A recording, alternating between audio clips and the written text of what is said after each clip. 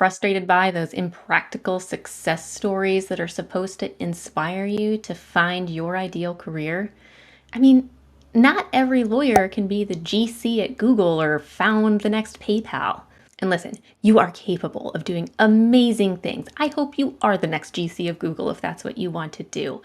But what I'm going to talk about today is how inspiration isn't what's going to get you there. You need a practical process and strategies to help you figure out what exactly it is that you want to do. So make sure you stick around so that you can find out the most important part of my process. Welcome back. If you're new to this channel, I'm Annie Little. I am a lawyer turned career coach. And I created this channel for lawyers who are looking for a practical process for finding and landing their ideal job. There are so many books written for lawyers, often by lawyers, detailing the success stories of lawyers who have gone before us. And they are designed to be inspirational to us as we figure out what it is we want to do with our careers. But 99% of the time, these inspirational stories are anything but instructive. And I love a good inspirational story as much as the next person. But here's why they're not instructive or practical, particularly useful to you if you're really trying to figure out what it is you want to do with your career.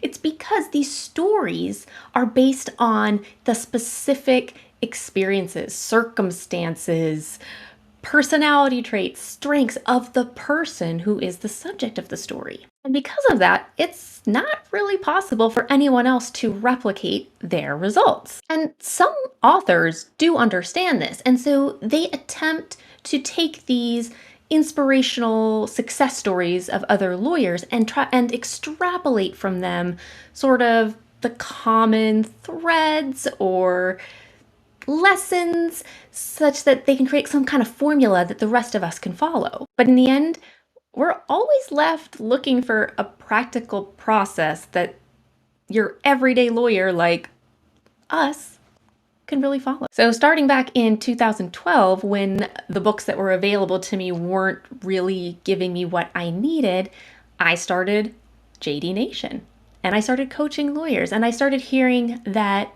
this whole inspiration culture just wasn't helping. In better news, I have developed a methodology that I've been using with hundreds of lawyers since I began coaching back in 2012. So stick with me. I'm going to walk you through what that methodology is like so we can get you closer to figuring out what it is you want to do. First, let's talk about what the process of figuring out what you want to do is not. Taking career assessments. These are so much fun to take. But I just have to say, if you're going to take a career assessment, also take it with a grain of salt. Your results are not instructive. They're suggestive, just like these success stories can be. I've had several clients come to me after taking a very detailed Myers-Briggs or Clifton Strengths. They say, this career counselor told me this is what I'm best suited for, but I don't want to do it. So while there's a time and a place and a use for career assessments, figuring out what it is you want to do is not it. One piece of advice that I see floating around the interwebs by people who aren't really in the career space is, what did you like to do as a kid? Just, no. No.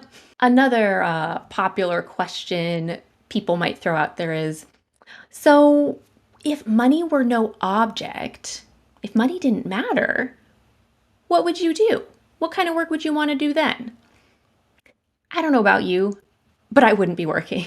If I was getting like $10,000 a week, I'm not going to work. I mean, I guess I might get bored at some point, but that's really not going to give me the type of perspective and motivation that's going to help me figure out what type of work I want to do now. And then there's, of course, the ever popular, do what you love. What are your passions? Take those and make them your job and you'll never work a day in your life. Listen, for some people, that can work.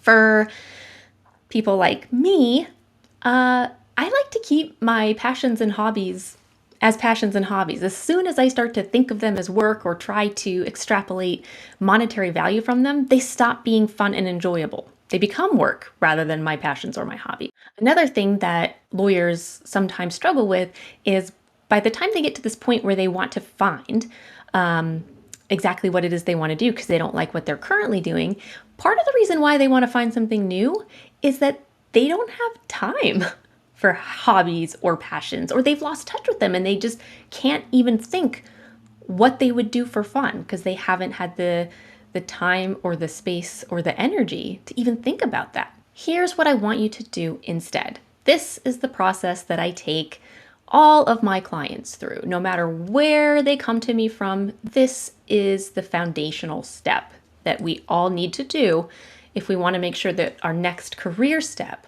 is in the right direction. The first thing is values. Our core values are essentially what our motivating drives are. What's most important to us? Why do we get up every morning? Why do we keep going? Why have we done the things we've done in our lives and that will propel us forward? Now, I'm not saying that we honor these values at all times, but think about that. Or to ask yourself questions like, what's most important to you in life? What motivates you? What could you not live without? How do you want to be remembered? So why do we do this? Why do we go into these values exercises? It's to figure out what it is about your current job that's leading to dissatisfaction. So think about your core values as like a lens through which you can view the world. And we're going to apply that lens to your current job, where you can see the disconnect between your core values and the way that your job allows you to live in alignment with those, or perhaps is completely disconnected from those values. That's going to give you a lot of good insight and data into why your current job isn't working and into the types of jobs that you're going to be interested in. The more your job aligns with your core values, the more job satisfaction you're going to report. All right, the second thing we're going to look at are your strengths. Now, again, be careful with strengths assessments like Clifton Strengths, which used to be Strengths Finders. That's not really what I'm getting at here.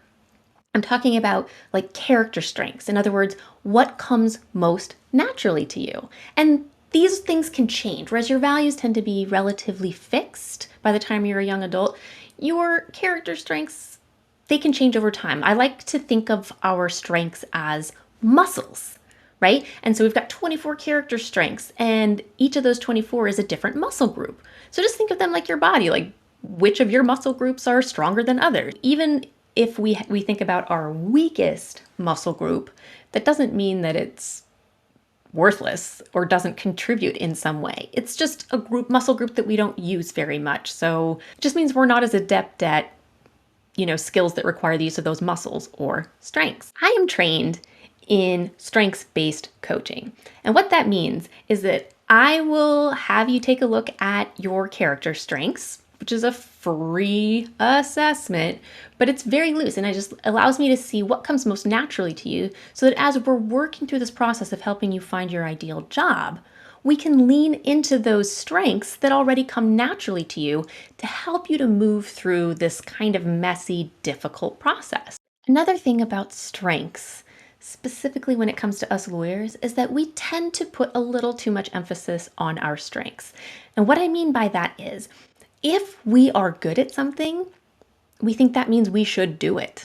Say you are a litigator and you're a really good litigator, but you're over it. You don't want to litigate anymore.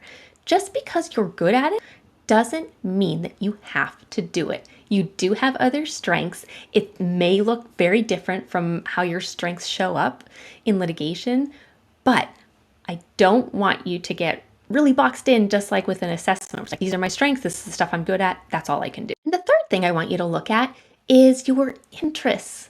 Yes, your interests. We actually care about what you enjoy doing, what you find interesting, exciting, energizing. One way to do this is to look at your job history. And I'm using the word job rather loosely. So think of it as like jobs, volunteer work, like summer jobs when you were in high school or college, anything where you're, in a sort of work-ish environment or doing projects or something, okay? So think about scenarios like that. And then I want you to ask yourself, what did I enjoy about that job? What did I look forward to doing most? And that's going to give you a little insight into the things that interest you. And then you can ask yourself, why? Like, why do I love, like, why am I interested in that? What is it about that task or that thing that interests me? Another question I like to ask is, if you could have any job in the world, like if I had a magic wand and I could just say, tell me what job you want and it's yours, what would it be? And this can be kind of tricky for us lawyers because we're like, well, that's not realistic and I don't know about that and only one per. That's not the point. This is an exercise. So, for example, I've had a couple clients actually tell me when I ask them that, I want to be like an ESPN sportscaster. Okay. That doesn't mean that that's what you're going to do or we're going to try to get you in there. Instead, I mean, maybe it is, but really the important part there is to ask yourself, why? Why do you want to be a sportscaster? What is it about that job that interests you? And then you can kind of work backwards from there to figure out, oh, these are my interests. What other jobs have these types of elements that I could pursue? All right, and here is the most important part of my methodology. If you really want to figure out what you want to do, the only way to know for sure is to get hands-on experience doing that work. And I know that sounds kind of scary and almost impossible, but think about it. Did you know what it was like to be a lawyer before you became one? No. Did you try to figure out what it was going to be like to be a lawyer? Sure. And a lot of people told you things, and law school told you to expect some things, but nothing can substitute for the actual hands-on experience of being a lawyer. What my methodology does is it helps you to find what I call a low stakes way to get some hands-on experience in the type of job that you think you really want to do.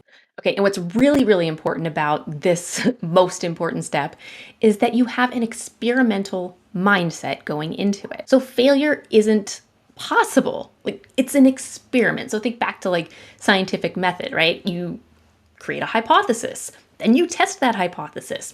Then you look at your data and you analyze it and you see if the data supports your hypothesis or goes against it. And depending on what type of work it is that you're considering, there are all kinds of ways that you can explore and figure out how you can get some of that real world, hands-on, boots on the ground experience. And that's where you're going to get the data you need to figure out if your hypothesis is on track. Also, consider that you do get some hands-on experience and come to find out you hate it. You hate this job that you thought you were going to love. No skin off your ass, right? This was totally low stakes. Thank goodness you went out and collected that data before you shifted your whole life and career around for this job you didn't really know whether or not you liked. And I know your next question is probably, but how do I get these hands-on experiences that are going to help me? I know that's for another time, another video, or it's inside my course. But as you can tell, this is just the tip of the iceberg. There are so many ways to explore what it is that you really want to do. And almost none of it has to do with inspiration based on the success other people have had. And before you get too far ahead of yourself, because I know your lawyer brain is really chugging along thinking about all the reasons why you couldn't possibly find something new to do or get hands-on experience, the next thing is, well, how could I even get a new job if I don't have the skills? So this is just a friendly reminder to take a time out because I have a free masterclass that you can watch on demand that's all about figuring out how to communicate your transferable skills to any employer. It's called 3 Simple Strategies for Any Lawyer to Uncover Their Transferable Skills. And I've linked it in the description below. And once you've figured out what your ideal job is, these strategies are just going to make it that much easier for you to get right in and start this next stage in your career.